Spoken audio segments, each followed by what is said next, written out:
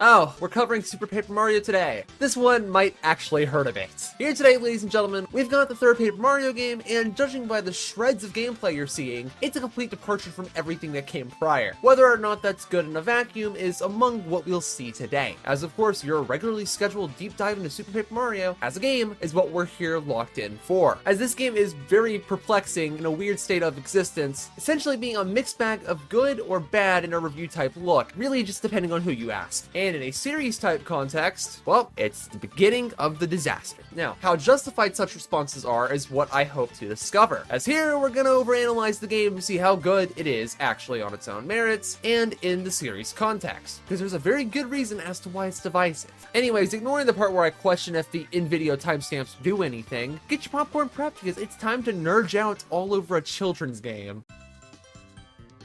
Jumping straight into things, we gotta start with the world, since what are we even looking at? Yeah, for some reason this game is now a 2D platformer with RPG elements, barely any, rather than a proper RPG like you would come to expect from Paper Mario series. Despite this shakeup, we do have familiarity, again with our progression across the 7 chapters to collect the 8 things to finally storm that last chapter, all of which this time are divided into 4 different subsections with goalposts of their own separating each from one another, all accessible through a hub world with plenty of exploring there to be had. The worlds themselves all exist in a 2D plane, where progression is of course sometimes the most underwhelming platforming to ever exist, for you to dodge hazards or enemies, have an inevitable boss battle, or some kind of puzzle in order for you to make way. Although 2D isn't all, as the switch to 3D is one of the game's biggest selling points, despite being standard in previous titles, where we take our simple side-scrolling of holding right and then turn it into a holding forward simulator. As now in 3D, new paths will open up, including a bunch that you will not see at all in 2D, alongside new platforming shenanigans, and most importantly, the removal of most enemies as threats. Although it is worth noting that some enemies do exist in 3D and 2D at the same time, meanwhile others can join you in flipping to 3D. And outside of a key item to pseudo-fast travel, that just about covers it for the worlds in general, meaning it's time for the gameplay held within, and it's a bit concerning. For the basics, it's just you moving around, jumping to damage enemies, or avoiding them as an excuse to dodge combat where there is no battle scene, as all the battling is done in real time. Foes die when their invisible health bar reaches 0, and you the same when your visible one does, game overing all the way back to the title screen and your last save point. That's literally as basic as the game's gonna get. 2D platforming, but very forgiving and brimming with simplicity. So here's a good question: where's our depth? Well, that begins with the playable characters, where jumping is a universal trait everyone shares for combat. The 4 playables all bring something unique to the table. Mario, of course, being the main character, gets the biggest boon of them all with the 3D flipping ability exclusively locked to him for some reason, which realistically is all he brings and really needs. While your time in 3D is limited, the power it brings in terms of progression and the newfound ability to avoid danger entirely makes it probably the most overpowered ability in the entire game, with many small interactions to combo to absurdity, only really hindered by making the boss fights basically unplayable, alongside some 3D combat just being much harder to aim with. Although most of the time, however, you'll be playing as Mario simply to get around, because he does way too much of that. Playable Peach comes equipped with some useful gliding for jump combo extenders or just simple platforming, alongside a shielding tool that protects her from damn near most attacks. Thanks to other means that we'll get to see around taking damage and dealing it, she's basically just brought out for those gaps you can't make without her. Playable Bowser is almost completely game-breaking. Who needs a much larger hitbox, bad frame data, and an inability to climb ladders, since his flame breath just gives such an unfathomably dumb hitbox to desolate most enemies with. This alone is already giving Bowser way too much in terms of power, but apparently for some reason that wasn't enough, so he just does double damage to all foes, with the argument of just because he needs it. In case you thought the King of Evil was already great for combat, adding about any battle and double the speed sure as hell will do the trick. Luigi rounds out the playable cast and is unfortunately a bit of an afterthought. Outside of how slippery he can be to control alongside his naturally higher jump, all he really gets for uniqueness is the infamous spring jump for stupid amounts of height, but more importantly just being an additional source of damage that does double specifically. And that is where our playable cast provides, outside of its exploration needs. Bowser and Mario clear the other 2 in value across the whole game, and it's not even close. Doubly so when the game's pathetic excuse for allies begins to step in the picture for more abilities. While we'll see the narrative shortcomings later, the gameplay focus is a bit lackluster, to be blunt. Here, the pixels arrive to give an additional feature tied to whichever one you have out at a given time, with one exception. That one being Tippy, essentially serving as a companion upon your shoulder at all times, equipped to always help out. The assistance granted comes from pointing the Wiimote to get mostly useless benefits, like info on where to go next or or how, alongside enemy stats and info, to something actually needed to progress like exposing hidden doors or platforms as the dumbest puzzle solving tool in all of gaming. Well, she's always with you unless plot gets in the way. The others all occupy your one button once at a time, needing a swap, which will be needed as all have puzzle solving needs that for now we'll just completely ignore and focus on the battling scene. With the combat pixels first, we've got Throw, Boomer, and Kudge. Throw as the least direct damage dealing of the three, simply picking up objects or enemies for each toss into others for damage just ends up being a bit awkward to maneuver. Meanwhile, Boomer and Kudge are very direct in use, just doing direct damage higher than that of what the main three characters provide. One needing you to time hammer swings because enemy iframes with it are just a little bit too strong, or one that simply requires prep time. Yes, gamers, Boomer is Batman in a power scaling sense, something that elevation or 3D access can break wide open. In terms of battle aid, we got Barry, briefly putting up a shield to interrupt folks' attacks, or to potentially reflect a ranged one. For sheer utility, we got Fleep and Piccolo. Absolutely on the combat back burner, Fleep just flips around enemies to leave them open to attacks with lots of potentials like some forms of reflection, instant KOing because of course Mr. I needs it, or importantly, the other niche interactions like preventing bombs from happening, where Piccolo just cures most status issues, changes sound cues with other hidden nonsense. For movement tech, we get assistance from Dudley, Slim, and Dottie, Dudley being the odd one out here as he just provides a ground pound, being very suboptimal for battle, but air stalling can at least provide something helpful. Slim and Dottie, though, change how you go about your movement. Slim altering your hitbox to the point of being untouchable if standing still, although you may as well just use Peach for that, where Dottie's ability to shrink you seems detrimental at first with a notable amount of movement jank, which this game already does in strides by the way, but shutting down normal enemy AI probably makes her the most broken of them all, especially when flipping to 3D can remove damn near all risk of even using her in the first place. Finally, that leaves the raw movement pixels with Carry and Dashel, the latter granting a massive speed boost with the downside of enemies kinda just being harder to dodge, mainly a to and from tool, where Carry becomes a platform for noticeable speed boosts with mostly standardized frame data for all the allies, even allowing for some grounded actions in the air because you're technically still touching the ground. The same reason you'll be able to get around grounded spikes and the ones on enemies. Unfortunately, there was no way to keep any of that short. These guys are just too varied and unique across the board, whereas outside the constant swapping from story progression, they can make the game more fun, if not convenient, just hindered by the game's demand to use certain pixels and availability issues. Although at this point, players of the previous Paper Mario games might have a bit of a question. Where are the action commands? You know, the thing that made these RPGs stick out in the first place? Well, for some reason, Intelligent Systems would probably say it's 5D chess. Those are locked behind items almost entirely, where most items are just instantly consumed on use. Not all is that simple, as multiple items, usually offensive ones, feature unique action commands in order to milk potency for whatever effect they give, at least doing something in order to keep the game a bit more interactive, something that this gameplay loop definitely needs. No, I'm not going to pretend that shaking to get out of status conditions don't really count, but thankfully that's not all. Stylishes for some reason find a way to return and be utterly useless. Okay, so get this. Shaking the Wiimote after jumping off an enemy lets you hit a 6 stunt in the air for extra airtime and a fall that makes comboing jumps maybe easier in some cases, but usually much harder unless it's Peach gameplay. All for a pathetic score increase, never really worth aiming for. The worst part is, in fact, we even have more platforming tools that slowly add on more score, but really feel completely useless or detrimental to the game's design. Like the PAL pills here giving you an extra couple of dudes for easier squad wiping, or the Mecha Star turning you massive and invincible just to hold right for uninteractive gameplay that turns things into a bit of a wasteland with at least one instance of walking through the nothing fast. Now, while these two can make getting numbers easier, the Speed Flower comes in to triple your score during the duration of sped up gameplay, said gameplay which is just a little bit difficult to exist in. But hey, it's technically playable. The Slow Flower also bumps up the score, but it's stuck in molasses for a duration for those returns that just aren't even worth going for. God forbid we mention the coin raining nonsense. All of these the game would genuinely be better without. But whatever, talking about score, which actually does do stuff in this game, as for some reason it's tied to this game's leveling system, as after hitting a score threshold that grows further per level up, you'll gain a level to receive a static boost of extra HP, or damage that all throughout every other level up, meaning customization in a leveling form is standardized and non-existent. Actually, there's no customization at all in the game barring one key item. What this grants is a bit of a muzzle on replayability, since most runs are basically going to be the same stat-wise between playthroughs. But that is where we get to round out the explaining the gameplay mechanics. All in all, this weird hybrid of RPG and platforming really just doesn't work the greatest, mainly because the RPG elements hardly exist, and what does like leveling will completely trivialize all forms of repeat content, and the general difficulty, as we'll see later, just isn't really there. Meanwhile, the platforming offering, to say it nicely, is very underwhelming. The 3D sections being complete nothing burgers just Discourse demands you to typically hold straight with nothing too dangerous in terms of movement, and in 2D, there's not really too much to be excited about. Like, all of chapters 1, 3, and 5, and absolutely 6, all drop the ball pretty hard from feeling far too mundane, with only arguably 2-4, 4-4, more of chapter 8, and, probably something in chapter 7, even attempt to offer something nice in terms of platforming. But saying that about what? A door maze, a standard maze, a non-functional 3D POV land? Not that big of a sell, realistically. And at times, it's just way too simple, really not being helped when battle is just so easily avoidable in way too many forms. But hey, it's a lot of overgeneralized speak, so how about we pivot this talk into the means of actually playing through it to see how things are supposed to be played, if that helps offset the bore the playspace typically has.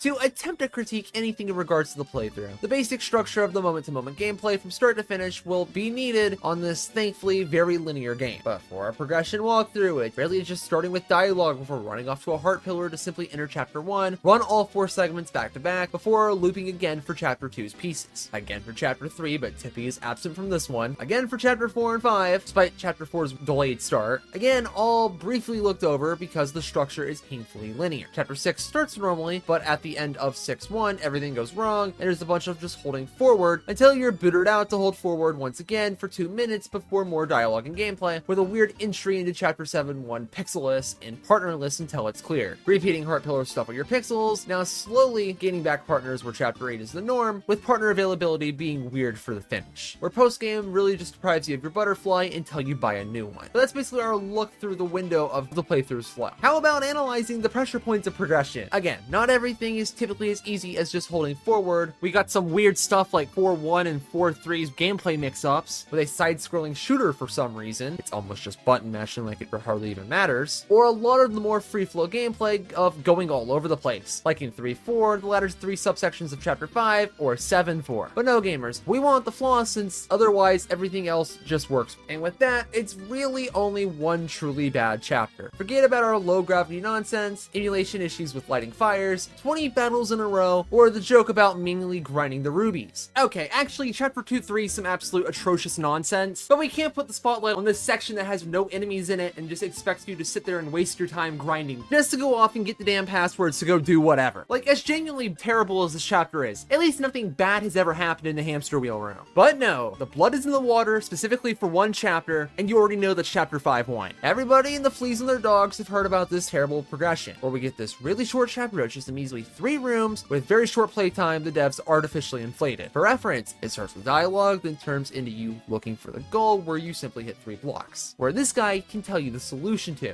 One that you could easily accidentally get from brute force to have high HP enemies, waste your time to reach the second set of blocks in the final room, and the return you'll need to do for the game to essentially demand that you get on your knees and beg like the dog you are for the solution, with you slowly typing out please 5 times to this dickweed, selling all of your self-respect, to be asked to fetch a notepad for the longest password they could cook up. Like, my god, this is miserable. Like, it's funny for the first time how hard they doubled down, but simply doing this is awful, even with the info prepped. Like, dude, you're just gonna learn the speedrun trick to get around this garbage for the only truly insulting chapter that makes 2-3 somehow not look so bad. But problematic navigation issues get to continue because backtracking exists like in basically every RPG ever. Thankfully, it's not that bad in this game, as most of the game's backtracking is either exploration focused, so it feels fine and proper, or it's completely slashed in half by one of the greatest key items ever printed in gaming. Realistically, our big backtracking issues primarily come into fold with the existence of Flopside, as without paying for the fast travel pipe every single time you come here, it's going to be long and slow. It's important because you're gonna have to come this way to progress the story multiple times. While backtracking can vary, something like walking back from Vestovius' house is literally nothing in contrast. 1-3's return after searching for the progression puzzles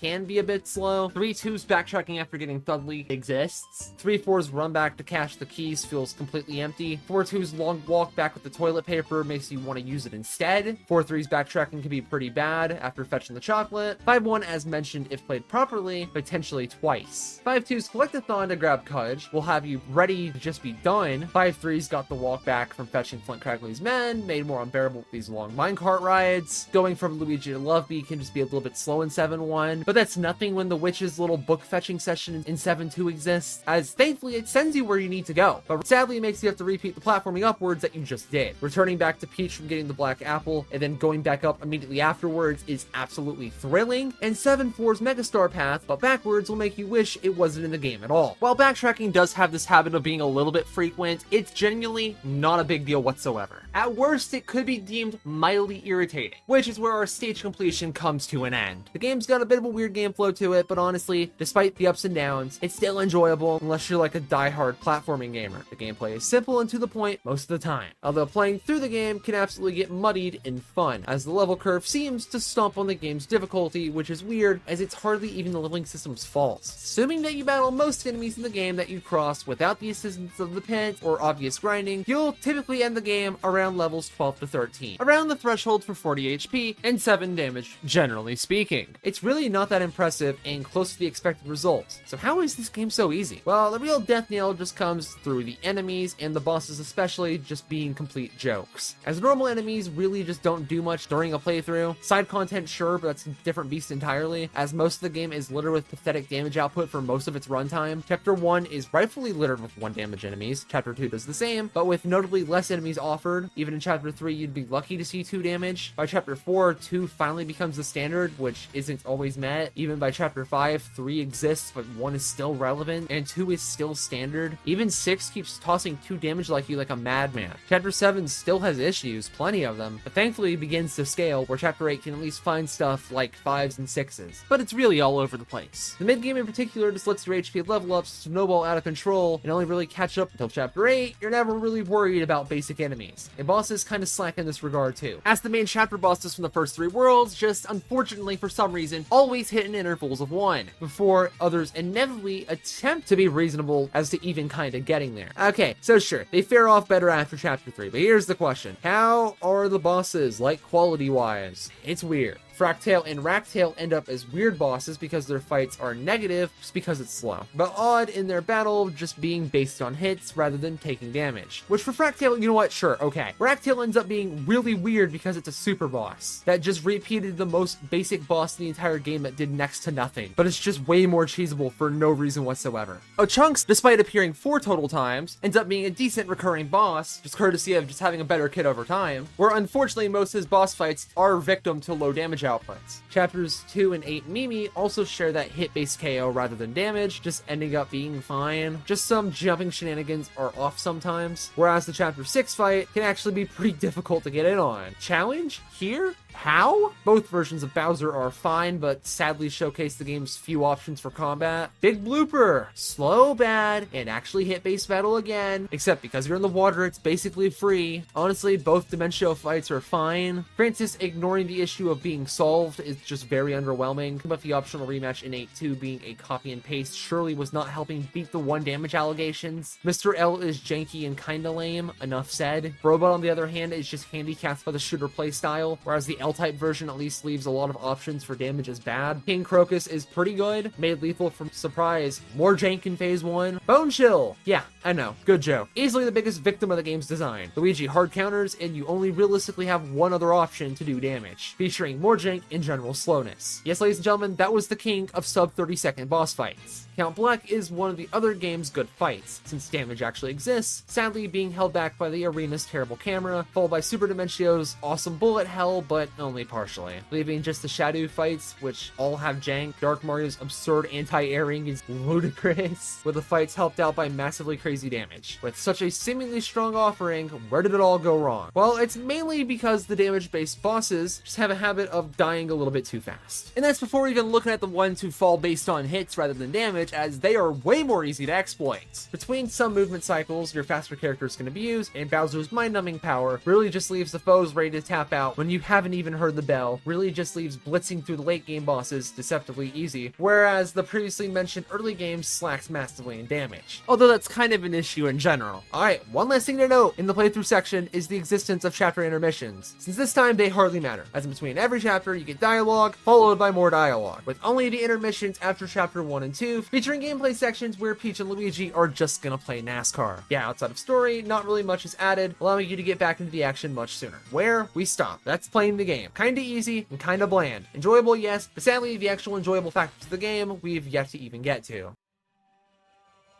Alright, features and side content. Loads of features that make the game much more goo goo gaga easy, and side content that makes the post game feel far more expansive than it actually is. So with the town features first, we begin with shops. They still sell you items and buy some from you, alongside featuring a bank-like system to hold your owned items for free. Shops of course have different buying and selling prices for similar goods that'll probably cripple your econ game because Flipside's shop is heavily upcharged. Shop points are still a system in the game, granting you a point for every item you purchase. To earn free goodies, at least encouraging you to use the shops more often. Shame there isn't an easily accessible in-game chart to see all the rewards in advance. Newly speaking, we get a new type of shop with the itty bitty shops. Only accessible through using Dottie, you get a shop with very unique item offerings with the spotlight on cooking items, where selling and the item storage are completely inaccessible, mainly just being here for 100% completion purposes. The inns return once again to only really exist in the hub worlds, paying a small price for a full heal. It's only really worth noting here that this game just lacks normal healing blocks, with the closest thing being normal item blocks with healing items in them, technically being better because it's free. The fortune telling building still exists for some reason, telling you where to go for plots, despite the fact Tippy can also do that. Murderly spells return once again, but drastically different this time, as the unchanged notes are that you're buying access to a bonus that'll fade after a certain amount of uses. The difference is, once these effects activate after a certain amount of KOs, a wheel is spun in order to give you a simple item. Kind of helpful if you really need to cash out on more healing items later, if you can get them at all. Our next feature is absolutely off the beaten trail, will be hidden from the pause screen by default. This being the treasure maps, exactly as advertised. Buy a map from their only source and find the location depicted on the map, which would mean replaying through old content in a majority of cases and simply flip the spot for your reward across up to 48 maps. It's a completely optional collectathon that for the most part, people probably don't even remember being in the game. Cooking returns once again, despite the one mandatory use during the main game. It has weird implementation, as the whole divide from Flipside and Flopside causes there to be two cooking joints, sadly causing the options to cook with one item or cooking with two items to be location based. As always, you hand over items to get potentially something better in return, just slower thanks to a need to move between sites. While the recipe collection does get a minor buff, adding their items if obtained elsewhere, the real new on the plate here is the discs that you collect that add a lot of data to the terminals in terms of filling out the recipe pages, staggering 96 entries, such as recipes themselves or details on where to find the cookable items, being a damn welcome upgrade. Our next feature is probably the most difficulty shattering one of them all, with the catch cards. At first glance, a neat card collector sounds fun to sit around and collect, as three main sources exist to get these silly little collectibles, like simply looking out the catch card items or visiting either shop in Flipside or Flopside. The shops can sell you both blank cards that you can cheat the economy because you can sell the cards to them as well, where buying them is specific between the shops. Flopside shop will sell you individual cards, resetting from simply leaving the floor, and Flipside shop lets you gamble from buying random cards at a small price, where the house usually wins. Other means of getting cards do exist, but we'll come back to those later. All of this allows you to fill up the card album for its absolutely titanic 256 cards of basically everything in the game, and even those not, with tattle information on standby too because Tippy's power needs to be more useless, with that being the only benefit they bring.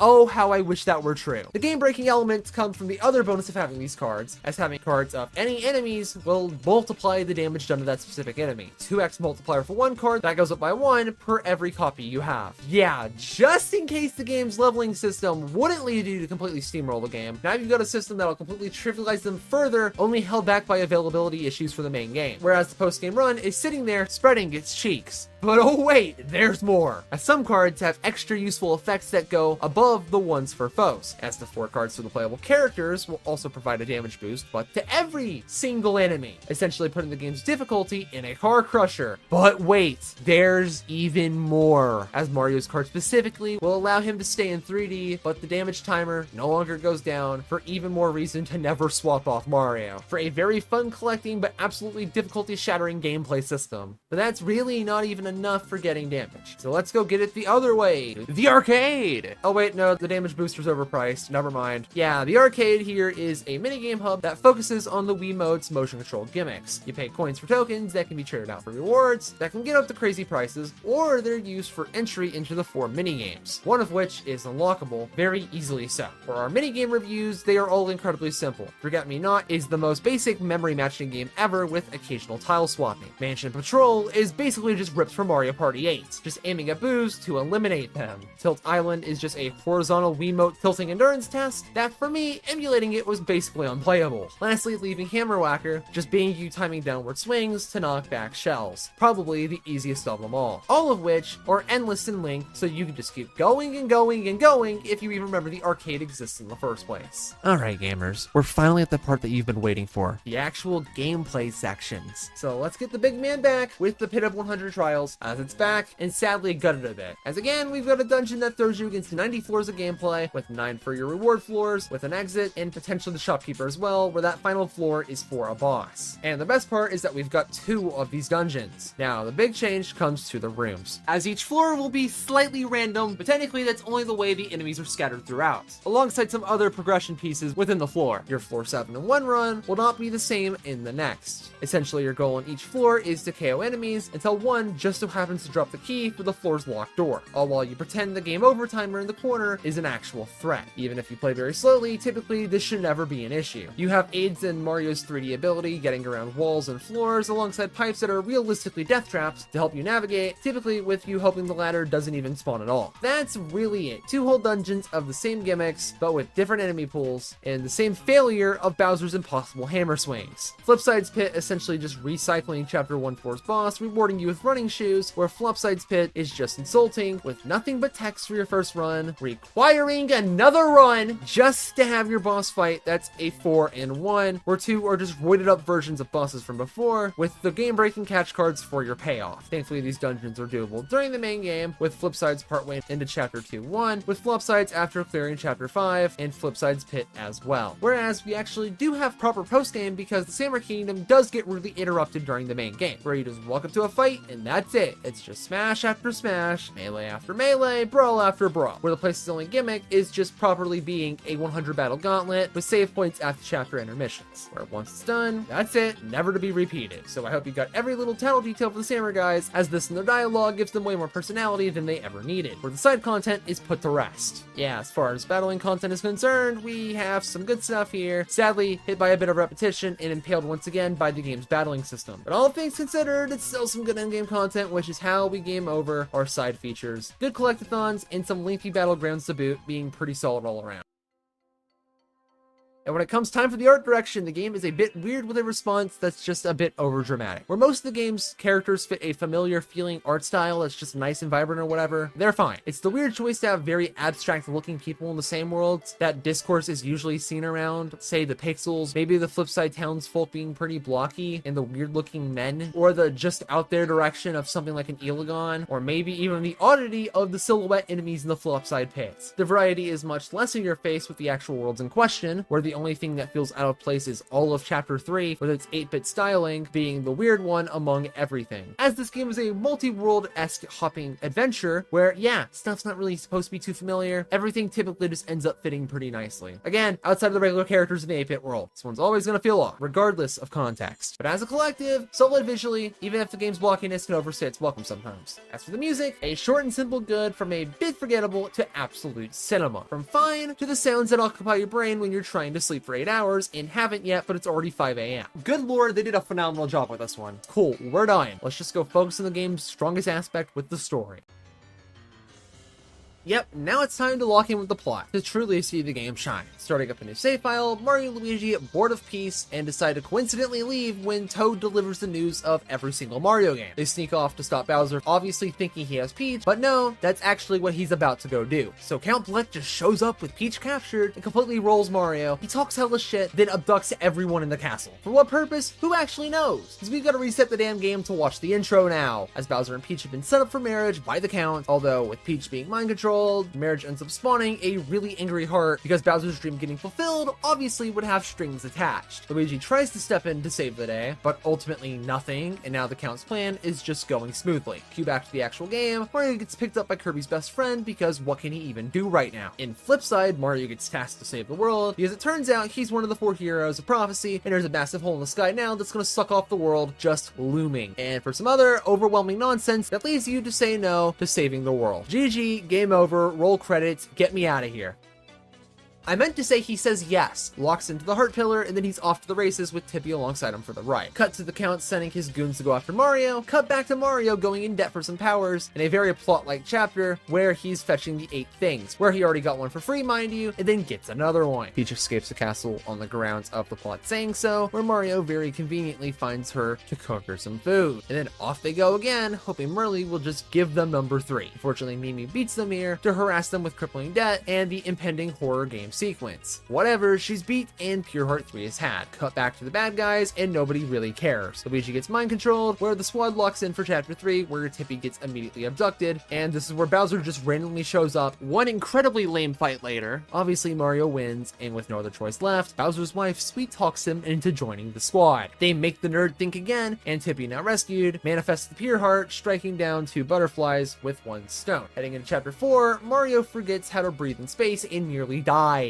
1 detour later, and it's just space nonsense and lessons in pixel biology before discovering a brand new cryptid. That's clearly the Black Knight from Path of Radiance. The companion from the chapter turns out to be a prince, and now the thing is dying. Tippy goes through some medical problems that never end up actually mattering, before chapter 5's war against the flower people fighting for their right to exist against pollution. We're getting the grim reality that time is running out, and the prophetic book you've been playing into isn't actual prophecy, but rather Cope going against actual prophecy. So seeing the gaping anus in the sky rapidly expanding isn't great when chapter 6 is on the brink of extinction, and now you've got to do a 100 battle gauntlet intended to waste your time. All goes well until the Count shows up for some taunting, turned bickering when his love plotline with Tippy starts. Hey, did you know that Tippy's actually the story's main character? Regardless, it's not enough, and the Void eats the Samurai Kingdom as a tasty snack, where with good story through gameplay, you return to 6-1 where it's just all gone. And after a hassle of Robot 2, you get a petrified Pure Heart where Dimentio's just had enough of the Master Royale and just kills him. It's fine though, he shows up in Flipside to do it a second time to your party. Surely this isn't set up for ulterior motives or anything. So Mario just wakes up in hell and has to rip and tear his way out, where he somehow finds Luigi, where the Underwear's Queen fixes the Pure Heart and then sends you back to the land of living, where the 7th heart can finally be cashed out, and World 7 was the place you just came from, where the crew tries to, and successfully does, rendezvous with Bowser and Miss Bowser, who's been missing since their passing. Anyways, y'all ever think about how the Void who just deleted an entire realm from existence still exists in the afterlife? Yeah, it's some deep stuff. Anyways, it turned out your last Pure Heart was actually your escort from the main bulk of chapter 7, which means you're off to the final world, which conveniently dumps us into the Count's castle, where one by one, Mario's companions fall behind, where our hero finally confronts the big bad, which after dudding around, your friends return, and the invincibility is gone. And you know Mario's gonna scratch that invincible foe killer itch. And that's it. The evil is beaten, and the love arc can end.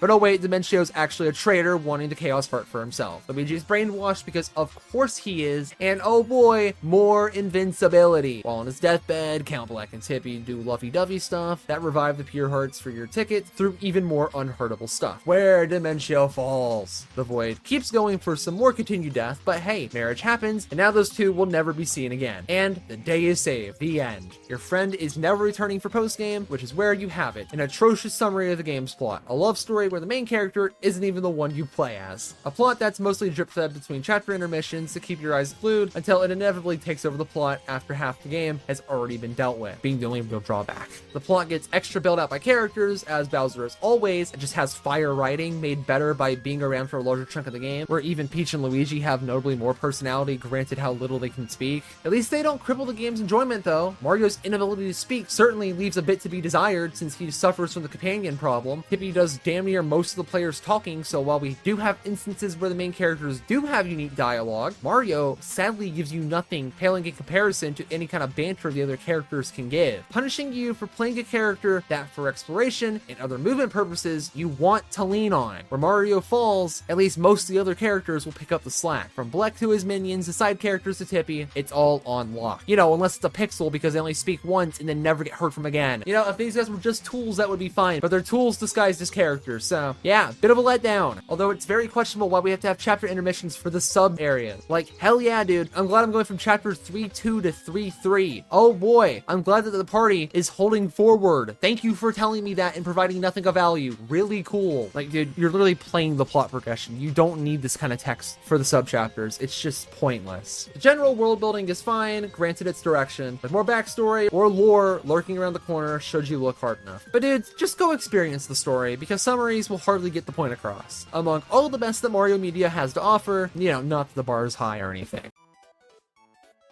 And at the end, I'm just upset. Super Paper Mario is a game that nails damn near everything correctly, except the single most important part of video games. Like, this game is up with a touching story with fun characters, up in the visual and musical departments, and even up in terms of the side content, like having minigames in a supply of battle areas, lengthy optional collectathons, all of which come at the mercy in a Legends Arceus-like fashion, except not as bad, of a core gameplay loop that at best could be labeled mid, just sits here dragging down everything tied to it. Through the limited combat opportunities to safe and very uninspired platforming, and the lack of difficulty that comes really leaves a lot of the gameplay sections out of breath, gasping for water. For every deep story plot progression, we have the Megastar. For every pit of 100, we've got flipping to 3D devoid of any shred of danger. For every collection sheet, there's a Tippy hidden pathway puzzle. For every cool sight in the game, there's the most basic platforming you've ever seen. For every good music track, we have a hallway with the fattest path for you to walk on. For any amount of everything, there just seems to be some other drawback that just bogs the game down. As a standalone game, it's honestly fine. No general section of the game truly being bad, only made up of bad elements with a lot of good to go around. As a Paper Mario title, literally everything is right, spot on, and good, except for the lack of any shreds of normal battle, which only makes the Underchomp's inclusion a bit more tone deaf, putting what people actually want in the game, but only once, easy, and forgotten. Then there's the last perspective for the game. As a Super Mario game, where outside of having a proper story, the platforming just leaves way too much to be desired, like you're playing a 2D Mario game with extra steps. From the gameplay perspective, the game functions enough, filled with enough content and plot to satisfy the price of entry, but any dedicated fan of the game is gonna struggle with it at times, unless the perspective you need is like a story first one or something, where my headache drops in finally for the reviews. For a score, it's eking out with a low 3, again, shackled by gameplay, whining sounds, and the such that we've heard for far too long. As a question of should you play it, this might be the closest game yet, but barely a yes. Ultimately, ignoring my generosity with this list, the gameplay is generally very unique, not really being replicable anywhere, packed down with side content, all on top of a pleasant story. And as for my personal recommendation, honestly, not really. As someone who likes the game, the odds are that you'd be better off just getting the story from some YouTube compilation video or something. While in a gameplay sense, you can just play a previous title. It's not that the game can't be enjoyable, it's just that looming stench holding it back of what could have been the best Paper Mario game. The what ifs are really strong here. Closing this one out, when we take a look at the series and the downwards trajectory it took, this game is the catalyst. I've tried to avoid mentioning 64 and TTYD as much as possible here in order to show how the game stands on its own as the most subpar platformer you've ever played. You know, trying to let the game do the talking itself. The direction of two damn fine RPGs that built well upon each other, just to be tossed out damn near entirely. To take Super Bowser Bros and turn it into its own game that still stars everything you love but the gameplay. All to lead us to the disasters that followed this okay game, where the devs just take crack to abandon a working formula that spat out good games, more importantly a creative one being Super Paper Mario. Sadly, these would become memories. Anyways gamers, that's all for today, so thank you for watching, and until next time, it's time to go gambling because somebody needs to grind up 99 copies of the most important catch card in the entire game, of course, the infamous Dark Boo.